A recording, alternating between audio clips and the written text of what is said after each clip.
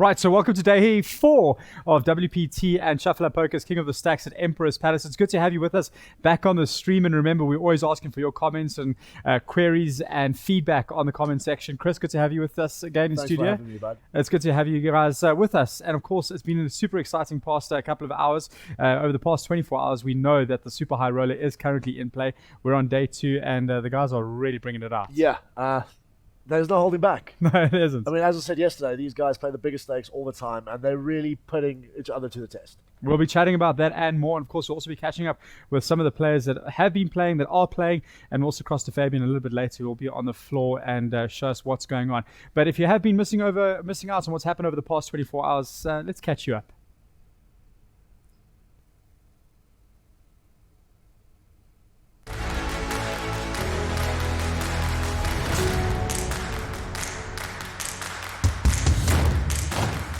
Hey guys, welcome to day 4 of the WPT King of the Stacks at Emperor's Palace here. As I said, we're on day 4, and just a quick recap of what's been happening over the last few days. So yesterday we concluded the Omaha event with our first place winner taking on 45,000 Rand. So congratulations to Robert Veru for that. Congrats to Justin Ace coming second there with a 27 grand payout. So that was the Omaha event. For all the other updates on the Omaha, you can check out the blog and send in your comments and stuff to the live stream, and your questions will be answered. Also concluding yesterday was the ladies and gents tournament. Nivan Pather taking that down with a 90,000 Rand payout for first. Martin Maroon coming in second place there, 50,000 Rand, and Harold Brooks with a 30,500 Rand third place. So congrats to all those guys as well. Also getting underway yesterday was the slow grind, which we saw 80 entries yesterday, of which 34 are left. We're currently on level 6, 8,800, 1,600 with a big blind ante of 1,600. Big boys tournament, the super high roller. We're currently on level 10, 2,000, 4,000 with a big blind ante of 4,000. Of the 40 entries, we are currently sitting on 35. There have been some re-entries, and yeah, that's heating up as well, and players starting to intensify a bit there. Our current trip leader for that tournament is Antonio El Fire, which might be the coolest surname I've ever heard in my entire life. And yeah, we'll see if he keeps bringing that fire. For any other updates, please check out our website at shuffleuppoker.com and tune in at 8:30 for the live stream with Alex and Chris, because yours truly is going to be playing in the slow grind today. Thanks for tuning in, and hope to see you guys at Emperor's Palace.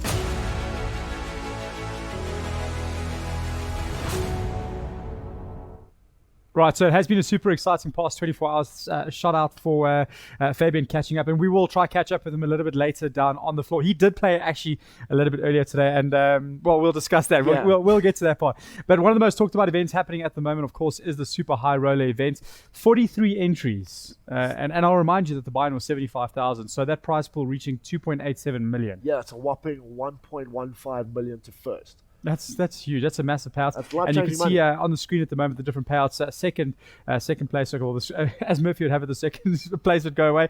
Coming through 725, third place 450, and fourth place 315,000. So big money up for grabs at the moment. Let's talk about last year's winner, Rainer Kemp, who cashed in at over 1.1 million Rand. There he is on screen at the moment. World-renowned poker professional from Germany. Huge, big player. Yeah, number 3 from Germany. Yep. And if I'm not mistaken, he's ranked, according to Hendermob, total earnings of 20 million. That's $20 million, in fact. Dollars, yeah, that's And that's on that all-time money list, 24th and 3rd, as you said, in Germany. He actually visited us back in October 2018, where his girlfriend Maria Ho, at the time, came and won the main event in October. So it was a very successful series for both of them. I can tell you their honeymoon holiday, if you want to put it that way, was sorted. Yeah, no, 100%. I mean, they probably had one of the biggest parties ever. Yeah, to celebrate that. My invites and yours probably got lost in the mail, but it's all good. And we want Maria to come back through to South Africa at some time. She's a known traveler for Shuffle Up Poker and WPT, attending World Series of Poker Africa back in the day with Shuffle Up Poker at Emerald Casino. So she's been with us for quite some time. Let's talk about some of the internationals you'd like to see come through, to South Africa. Well, there's just so many. Daniel Cates, Jungle Man, first off the bat. Of Of course, Ivy, he's been here already. Great to have him back. I'd love to see him play. I mean, obviously, you know, as an amateur poker player, that be myself, you know, seeing some of the more celebrated guys, Phil Ivy's definitely up there. Somebody that you'd like to see and come and play. Yeah. To be honest with you, if I ended up being drawn on the same table with him, I'd be petrified. Yeah. It could be one of the most scariest things. Just take my chips. Yeah, I mean, he gives you that look. You know, he's got that one earphone on, and he just stares you down, and you feel like your soul's being crushed. Daniel Negreanu. As well, amazing. Kid poker cannot go wrong. You know, great ambassador for the game as well, and he knows how to take a beat. He hands them out as well as he takes them. He's also got a lot of personality. He's got the masterclass going as well, which I think a lot of guys have watched that masterclass and tried to learn from it. Yeah. His technique, what do you think? Well, I like how he changes things up. You know, it's not just by the book. I mean, personally, I feel with the masterclass series, it's a great outlet for people to learn the game and to play like the pros. Yeah. But also adjust accordingly to their own game, which is comfortable for them. Yeah. You know, if everyone watches the same video, everyone's going to be playing the same way. I'm going to put three guys on the table for yours, and lady, I suppose. Maria, Phil, and Daniel. Where do you see it going? I'm going to give it to Ivy. Yeah? I'm going to give it Ivy. All right. Well, we'll hold sums that these guys will start coming to South Africa. The more events that we have like this and the more support we get from you, of course, drop in the comments in the Facebook comments. We can hopefully shout out to these guys and say, come and join us. Phil, Maria, come back. Daniel, if you're watching this, come and join us in South Africa at the next WPT series down this side of the world. So we currently got 24 players left in the super high roller, and the chip leader currently sitting with Bozo. He's killing it down there. No, he's smashing it. I mean, Dave, I had a chat to him earlier. He's been in a couple of great spots. He's also made a couple of great folds and a couple of great calls as well. You know, we're going to jump into one of the hands a bit later, which is quite a sick one. But yeah, no, he's playing extraordinary poker. As I said, I sat with him on my table for the whole day in the semi-freeze. The man knows how to apply the pressure. All right. Well, when we come back, we'll be also chatting to, Chris will be chatting to one of our players that has been in the WPT series and Shuffle Up Poker, King of the Stacks 2019. We'll be chatting to Chad in just a moment. Don't go anywhere. Moorman, who just finished up in the slow grind. How was the event for you? The event was good, Chris. We started yesterday afternoon, and we grinded a couple of hands, there's a couple of stuffies, but yesterday went well, started today, and just didn't run as well as I wanted today. Any particular spot you'd like to talk about that you feel that you could have actually played better, knowing the outcome of the hands? I think most of the hands I played, I would presume I played to the best of my ability, but there's some hands that really stood out for me. Yesterday when I got knocked out and had to reload, I got called by a very big fish, and he just ended up getting lucky. So that one we can leave behind us because it's a bit of a sad memory for me. But today I ran up against a royal flush. You know, running up against a royal flush is it's always tough. It's tough, but it's not tough. You know, I mean, when do you ever see a royal flush in poker? No, that is true, but we're going to get back to that in just a second. Tell me about that fold you made. You mentioned you've made a massive fold pretty deep into the tournament. Yeah. Can you break that down for me? What was your thought process there? There was probably about 32 or 33 players left, and got raised under the gun to about 3 or 4 extra blinds, and got to me in the cutoff, and I 3-bet to maybe 12.5, 13 times the blind. So I thought, you know, it might get through. Got back to the original raiser, and he ended up calling. You know, I'd pocket queens, which is, you know, a very good hand starting in poker. But the flop ended up coming 10, 8, 4 rainbow, and the under the gun player just snap went all in. You know, it was a big decision for me, and I ended up chatting 1 or 2 things to him, and I got a live read and ended up folding the pocket queens. And he showed me pocket 10s, which was nice of him to show me the hand. But great fold. Just pity. It's an absolute massive fold. Just pity we couldn't use those chips that I saved to make it a bit further. For sure. But now let's just take a deeper look into the hand itself. So you said you made a pretty big 3-bet off the bat. Reason being? Just because our table was playing quite loose. Right. And if I'd made it a little bit smaller, we might have got 1 or 2 extra callers. And I didn't really want to see guys coming in with hands like Jack 10, 10 8, 10 9, you know, maybe pocket 8s even could get them off it. So I thought, let's make it rather a little bit bigger. We're on a freeze out stage of the tournament, so let's rather isolate and maybe get it up against one player or take the hand down now. But don't you feel with that sizing itself, you kind of capped your range in a sense, polarized it in a bit, you know, saying to like listen, yeah, I have kings, queens, or aces. Do you think, I mean, with that being said, the player would fold tens? You know, I would hope he'd fold tens there, you know, pre-flop, you know.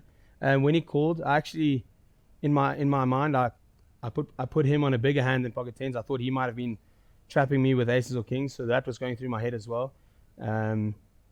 But you know, the bigger sizing for me was if he wants to play the hand, then he needs to pay for it. For sure. But I mean, at the end of the day, you made probably one of the bigger folds you've ever had to make in your life. 100%. It was 100%. Possibly one of the bigger folds I've made ever in a tournament. So let's take a look at the royal flush hand. Break that down for me. Yeah. Give me an idea, because I mean, as you said, royal flushes don't come around too often, and especially getting beaten by one. The royal flush was a special hand to lose to. I mean, obviously I would have loved to have won the hand, but I was in the big blind. It limped around to me. I had king 10, decided to check it. The flop came king 9, and as we were going through the hand, I checked. The button then led out. Small blind folded, and I called. You know, I was trying to slow play a little bit, trying to get him in a little bit. The suits that were on the flop was the king of spades, king of clubs, and 9 of clubs. So turn came the queen of spades, and I checked. The button led out. I then ended up re-raising him because I didn't want to see a jack or a 10 on the river. But the river ended up coming to 10 of spades. So it gives me the second nut full house. You know, I'm sitting there thinking, jeez, I really hope he's got a nice hand. Obviously, he didn't have as many chips as I did. So I put him all in. He couldn't get his chips in fast enough. Showed me the royal flush, and I turned on my hand. I said, listen, it was going the other way. No, for sure. So I mean, if I'm not mistaken, that same gentleman ended up pulling quads on you. not on me, but he did. There was a four-way pot where 3 hands later, after hitting a royal flush, he flopped quads. I mean, I don't think any poker player's done that in their lifetime. You know, pulling a royal flush and then 3 hands later taking quads. Yeah. So I think he had a very good run of it come early days, and he got knocked out a little bit earlier. I saw him. I think his name is Keegan from. He's a Durban boy. I think maybe we should catch up with King a little later. Yeah. But there was 106 entries in total. Where do you think you ended up? I ended 30th. 30th was mine. That's a deep run. It was, but geez, I was hoping I'd make it a little bit further. But we've still got some of the Cape Town boys in there. Currently, actually, Vanna Smith. Vanna Smith's doing very well. I mean, he's one of the top chip counts. So let's hope he can run it deep. He actually plays with us in Cape Town, so let's hope he can find it and donate some to us in Cape Town. That'd be find something for the boys. I mean, Yeah. Vanna is an absolute solid player. Other notable stacks: Emmanuel Kiston, Donnie Matez, and Rob Belaski are also sitting up there. But Chad, thank you so much for sitting down with us, bud. No, Now we're going to head I over really to appreciate Gareth to give us a little update on the floor.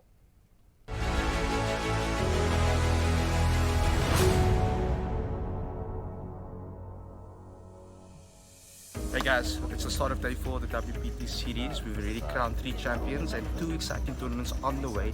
Day 2 of the Super High Roller, 75k buy-in, so there's the lead on the tables at the moment. I think there's about 41 entries, 35 players left, so it's a big prize pool. So there's a lot of excitement on those tables. On the other side, we have the slow grind. Very interesting tournament. It's more for the poker purist. 75-minute blind, so you can really grind through each blind level. At the moment, we had 75 entries, 34 players in at the moment. Buy-ins in after the second level of day 2, so come through if you can. Get a 25k starting stack and a 40k add-on if you make the break. So a lot of opportunity to do well there. Catch you on the flip side.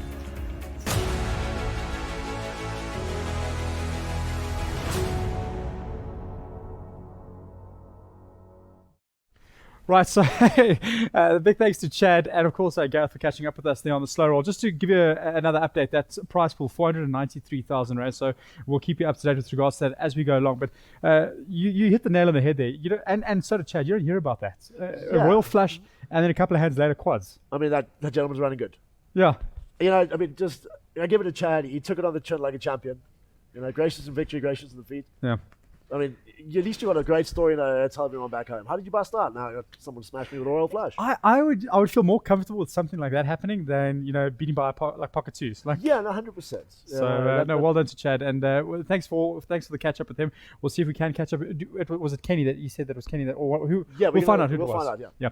All right, let's quickly chat up and catch up with a notable player in the super high roller game and event that's happening at the moment, where, as you've heard, there's over 1.1 million rand for that first place up for grabs, and somebody that is notable that was playing is Henny Apple. Let's catch up with him.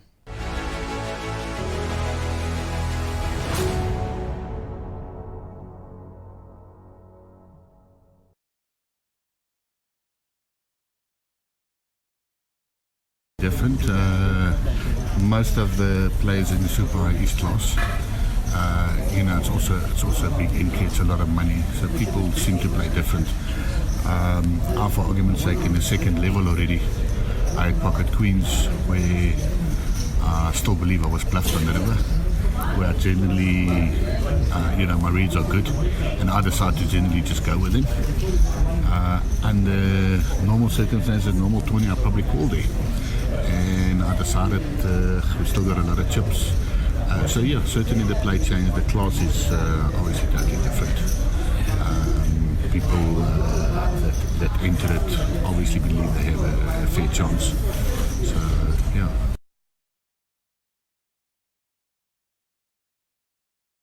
I played him at the table for a short while. He pretty much didn't play a hand, and out of the blue raised with 5-6 and flopped the baby. So what I've heard is a good player, but no, I wasn't that long with him at the table. Okay.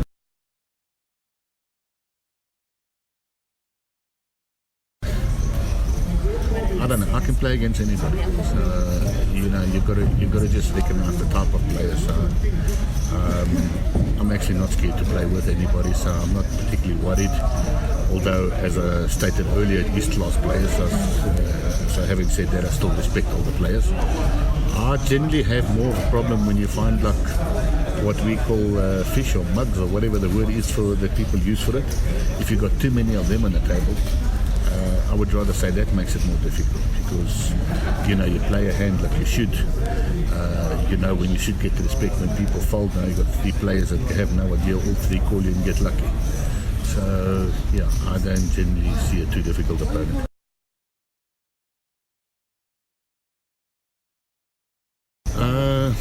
I've travelled a lot in Africa. Not that many series, tournaments. Played a lot of cash games, done quite well. I've been to Vegas.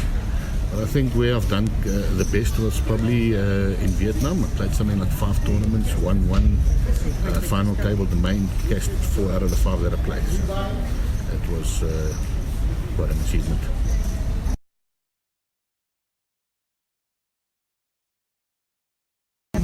Unfortunately, no. I've played the Asian tour, so that I've got a strong mind to go do a lot of the WPT European tournaments next year. So I've done a lot of,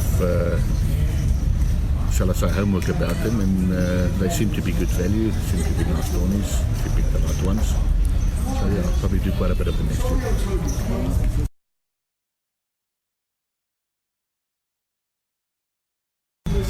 Those days are over. When you're like quite naive, you start playing poker. I used to go mad with pocket twos. Used to get extremely lucky with them. At a stage, they actually named the hand after me in South Africa. So I still act like I played it, but obviously more often folding. But yeah, I play a wide range of hands. So I'd like to say my favourite hand is only 2 cards, and it's the winning hand.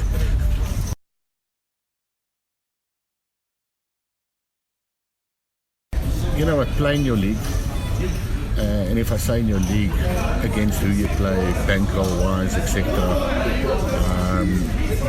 I've been very, very involved in gambling in my life as well.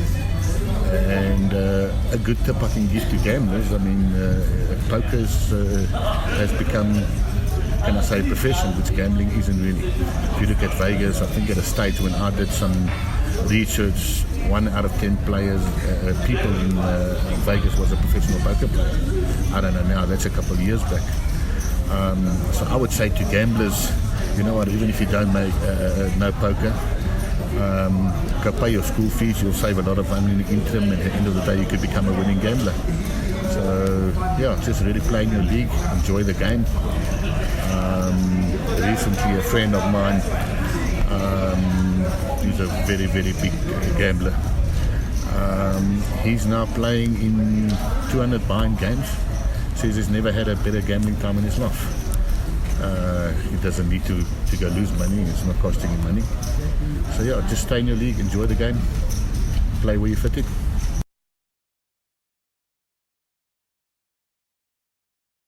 Well, the WPT is a well-run tournament. I think they do, especially, as I said, I don't play all the ones overseas. I am planning on doing a lot of them next year. I think what they do right here is they do a lot of pre-event.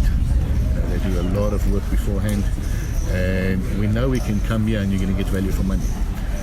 If you take, for argument's sake, I've decided to play the super high, the high and the main. Now you think to yourself, should I go play that first event, go tire myself? The truth is there's just so much value in all the tournaments, you got to play them. Yeah. So yeah, well done to WPT. I think they do a very good job. You can constantly check it any time it's a break now, the balls are busy, Paul's busy there.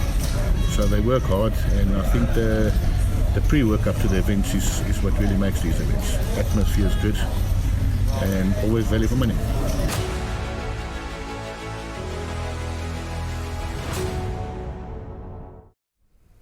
Right, so we are back. Big thanks to Henny. Just found out now that he's bust in the super high roller event. And that's how quickly the game can change with regards to the WPT and Shuffler Poker King of the Stacks 2019 super high roller event happening at the moment. As you can see, the trophies behind us. Somebody will be walking away with that a little bit later. But look, Henny, no stranger to WPT and the tournaments. That's true. He's got a couple of these himself. This is probably the closest I'm going to get to one of them. No, man, for this series. We're going to give a shout out to Henny. I mean, back in the 2019 GPS August event, which he came 11th, walking away with 22,000. This interprovincial competition that happened also this year, the freeze out came 5th, 70,000, and that shootout where he won actually. Yeah, 411k. It's not a bad penny to say the least. Not right. at all. So we'll also get into some of the hands that have happened over the past 24 hours. In Yeah, the Super High Roller events. there's been quite a few brutal ones. There's one that I know Chris is dying to discuss. Yeah, no, it's the end. It's the absolute end. It's poker at its finest. All right, we'll get to that in a moment. Let's talk about Eugene Duplessis rivering this two pair. Let's start with the blinds, 3,000, 6,000, and the 6,000 big blind ante. Eugene opened 16,000 from cutoff, and Ahmed Karim, who was up against cold calls in the big blind position. The flop comes ace of clubs, 10 of clubs, 4 of spades. Ahmed checks. Eugene continues with a bet of 14,000. Ahmed calls him. The turn comes 8 of spades, and they both check. At this point, what are you thinking? Well, if you look at it, Ahmed's got such a big range defending out of the big blind. Yeah. These two have played against each other for many years. They know each other inside and out. And, you know, when they're in a hand together, it's always going to be fun to watch. Yeah. So, as you said, it went check on the turn after Eugene decided to c-bet that flop. Yep. And Ahmed just called as well. So, as I said, with him defending so wide on the small blind, or the big blind, he could have hit that board just as hard as Eugene could. Yeah. Left, right, and center. Absolutely. Sure. There were so many options there. The river comes queen of clubs, and Ahmed then bets out 27,000. Eugene calls. Yeah, that's Interesting. It is very interesting. Eugene opening up and calling the 27,000. You wouldn't think you'd maybe try to take it if he did hit? Well, take it you further? know, as I said, with his range being so wide defending out of the small blind, he could have found a set. Yeah. You know, you could have found two pair. There's just so many combos that he could be looking at. And if I'm not mistaken, Eugene actually won that hand showing two pair. Yeah, well, Ahmed turned over a7, and Eugene shows queen 4 suited, takes the pot down with 2 pairs. Yeah. So, I mean, as I said, ace rag coming out of the small blind. Yeah. I mean, the hand could have went differently. Eugene could have opened up. Ahmed could have 3-bet him out of the small blind. If that was the case, Eugene's probably out of the hand. Or if he's looking to defend that because purely he's in position. Yeah. Interesting. All right, let's move on to another hand that happened a little bit earlier. This was with regards to Rob Fenner winning the pot before the showdown even came, we'll just talk about the fact that it was level 13, 4,000, 8,000 on the blinds, ante 8,000. Rob raised under the gun 20,000. Daniel Lamberti called in the cutoff position. The flop came 937. Rob bet 26,000. Daniel just calls. Turn of an ace comes. Rob bets 55,000. Daniel's not having any of it. Not having any of it, yeah. That's just, as I said, Rob's pretty tight aggressive. So if he's opening up in late position and Daniel's defending, there's just the range is not as wide as it should be. You're looking at hands like ace jack, ace 10, ace queen, ace king, any pockets, eights, nines, tens, jacks, anything that can connect there. And if he's leading two streets, betting the flop, betting the turn, you're showing super aggressive, behavior in that regard. There's not many times he's going to be two-barrel bluffing. Okay. Just as I said, because the defender. For our new players, explain the two-barrel bluffing. Well, let's say hypothetically you've got a draw. You're holding Jack 10 of clubs, board comes, Queen 9, X. The third card doesn't up. So you've got a straight draw, right? You've got open-ended straight draw, you've got 8 cards. So you decide to opt to bet into that pot. So you want to try and build a bit of a pot once you hit your straight draw to maximize value. Yeah. So you bet. The turn doesn't improve. So it's all depending also on what you put your player on and the position where you are in comparison to where that player is. Right. Okay. So you brick the turn and you opt to bet again. But you're sizing up. It's all depending on your sizing as well on the flop. So if you down bet, in a sense, down bet being a very small bet in comparison to what the pot is, and your opponent calls, and then you size up on the turn. So let's say you bet 3/4 pots. So you bet a quarter pot the street before, and you're betting 3/4 pots. You've now really bumped it up. Yeah, on the turn. So now you're looking to maximize, really apply the pressure, and say to your opponent, listen, I'm strong. Yeah. And then let's say you brick the river again. It doesn't help. So you've missed your draw completely. The only thing you can do is bluff. Try get him off. Correct. Try to think that you got something. Try get him to think, obviously, him or her, that you got something super strong. Correct. Okay. But in this case, hypothetically, we have him a straight draw. So you've got options there. You can either barrel again on the river, or if you think your opponent's strong, you can check, and he'll check back or bet, whatever, and you muck your hand. And you're hoping, yeah. But a lot of people tend to 3-barrel bluff by downsizing the flop, betting biggish on the turn, and either betting massively again or just shipping the river. Okay. So showing 3 streets of aggression, and hopefully the player that you're playing against doesn't have any of that. Well, we're holding. It's interesting to say the least. And Daniel, also no stranger. I mean, he's very well known. Yeah. The nickname. Do you know where the nickname Lambo came from? Besides his surname being Lamberti, do you think it just relates to that? I think it is. Okay. Straight from the. I don't know if it was maybe name, just the way that he plays in super fast. This is also something that happened a little bit earlier, and this is where it gets very interesting. 6s versus 7s, where you're always expecting the guys to be playing bigger hands, bigger face cards. 6s versus 7, level 9 blinds, 1,500 and 3,000. The ante sitting on 3,000. 23 players still standing at this stage, and Nahum limps under the gun. Gareth Khalil calls, and MK in late position raises to 20,000. Zhao pushes all in. Nahum and Gareth fold, and Moon calls, right? So flop comes. King, Queen 2. Turns 5, River 2. Moon has pair of 6s, Zhao has 7/7. Zhao wins with a pair of 7s. Yeah, I mean, pretty much, if you look at it, it's quite deep into the tournament. Yep. And with the shove with 6s, if you're looking at an effective stack of, let's say, anything below 10 big blinds, you've got to be looking for spots to try and find a double You have up. to, yeah. Otherwise, you're just going to sit there and bleed chips. As I said, with the tournament where it is currently, the blinds are massive. So as soon as you've got an option to take advantage of something, you just got to go for it. If you find any pair, you're going to put it in. Yeah. Any big ace, you're putting it in. So, I mean, at the end of the day, their hands is pretty standard. Unfortunately, he ran into 7s. Yeah. And, that hit the rail.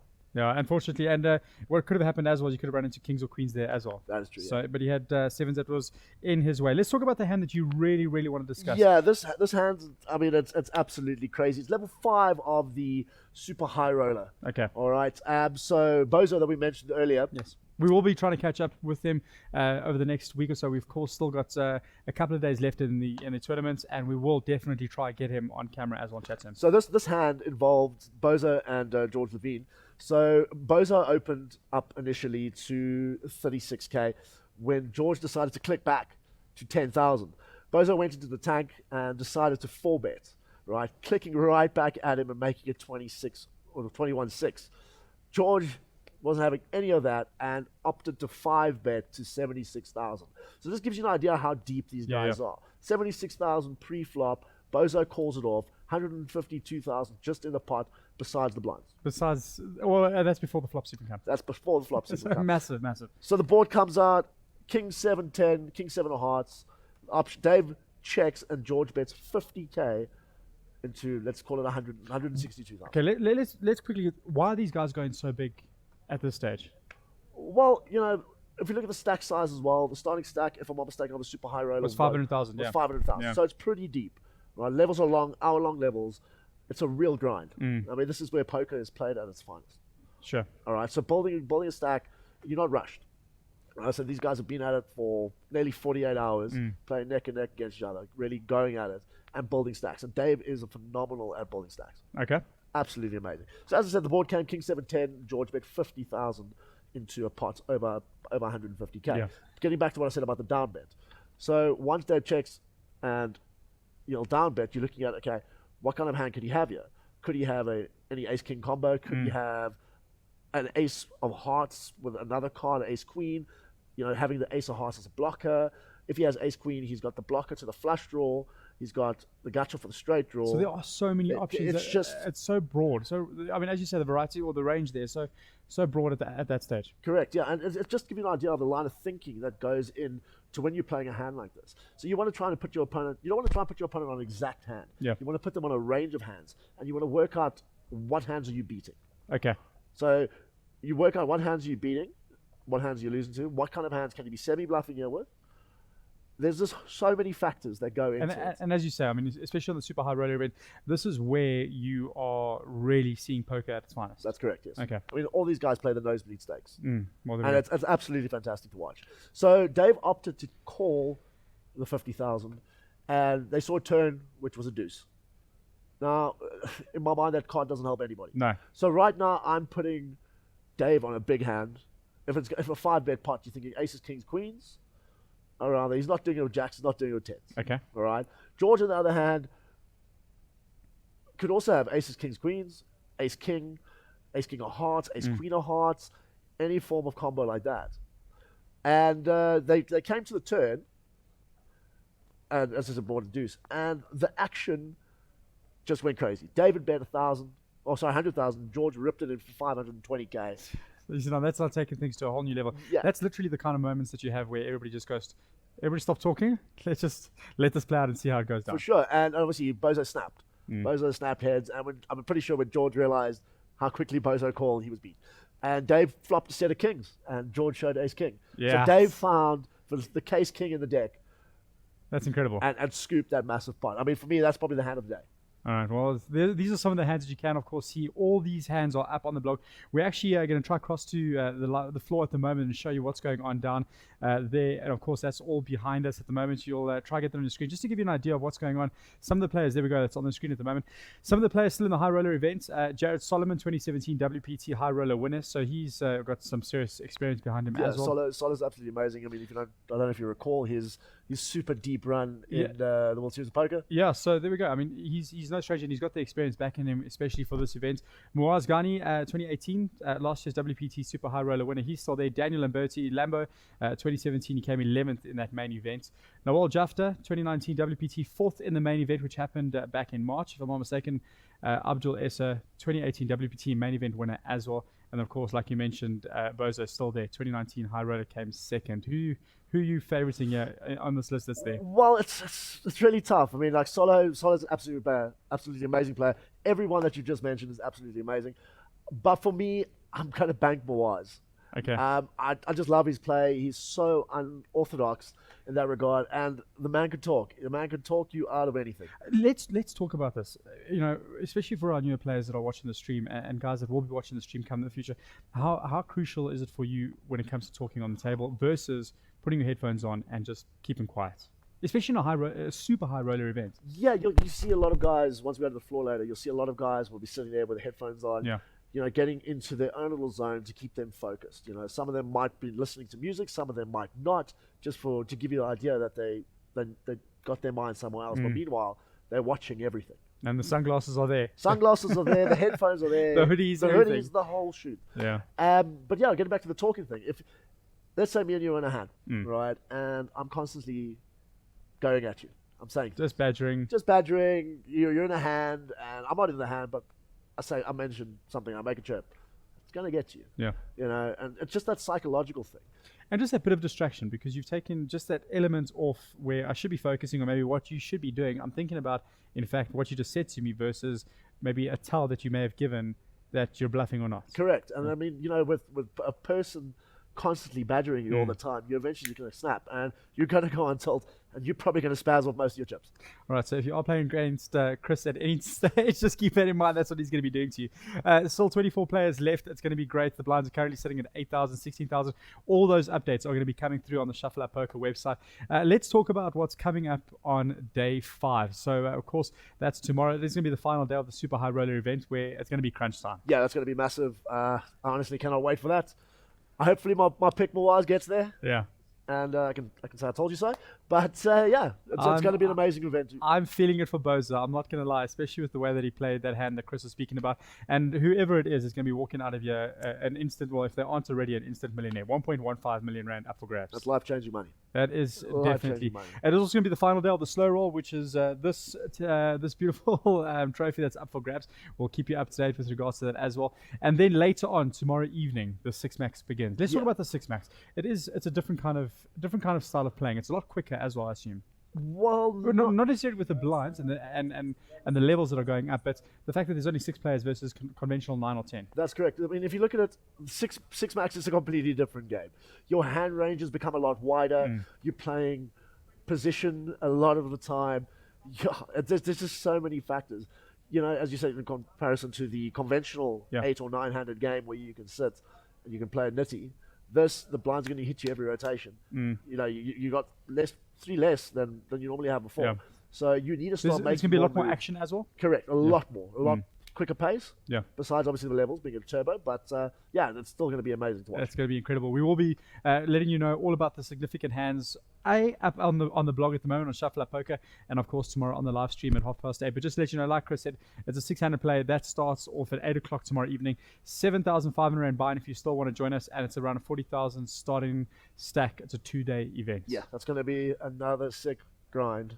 Right. Another great event to watch. And there are still satellites up for grabs for the main event. You can go check all of that up on the website. Make sure you check it out, and we'll catch up with you tomorrow evening. When are you playing again? I'm in the main event. I'll be events. playing the main event. I'll be playing the charity event. Hopefully tomorrow night I can play the 6 Max. Yeah. And then the charity free roll. All right, great. Sorry, charity event and the free roll. All right, well, we'll see you either way tomorrow evening, 8:30. In fact, what we do have is we've got Fabian on the floor. Before we say goodbye, we're gonna try cross to him quickly in a moment. And I know he is busy standing by. Let's cross to him. Fabian's down there. Fabian, we see you, brother. Let's catch up with Fabian. I was getting a call from the studio. Thought it was important. Apparently, it's not. So, as I told you guys earlier, I was jumping into the slow grind, and unfortunately, I lasted all of an hour and a half, which was trash, obviously.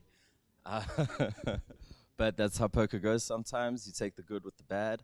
So some notable characters still in the slow grind. We have Rob Blonsky, who is just great fun to have around, great fun at the poker table, and also a very solid player. Gareth Hudson is also still in the mix there. We still have Moon in the mix, our competition winner from earlier. Behind me here in the super high rollers, I can still see Moaz and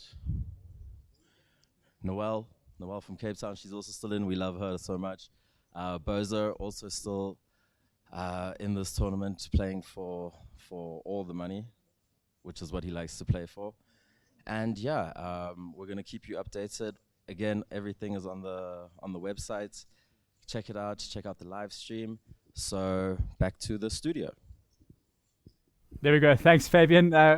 Listen, this is, of course, all a new type of streaming for Shuffler Poker and WPT with King of the Stacks 2019. It's great to have him down on the floor, and I know he's going to be having a jolly. He had a bit of a rough evening because he's unfortunately out of the slow grind. Yeah, he didn't take it too well. We'll have a drink with him a bit later. Yeah, and hopefully get him straight and get him ready for the next ones. All right, great. Have a great evening. We'll see you again tomorrow, 8:30 on the Shuffler Poker website. And thanks for joining us for King of the Stacks 2019, brought to you by WPT and Empress Palace, as well as World Sports Betting. Cheers. Bye-bye.